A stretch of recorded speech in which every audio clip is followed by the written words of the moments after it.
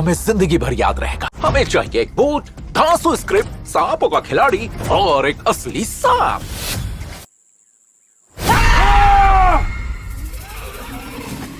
अबे ये क्या है?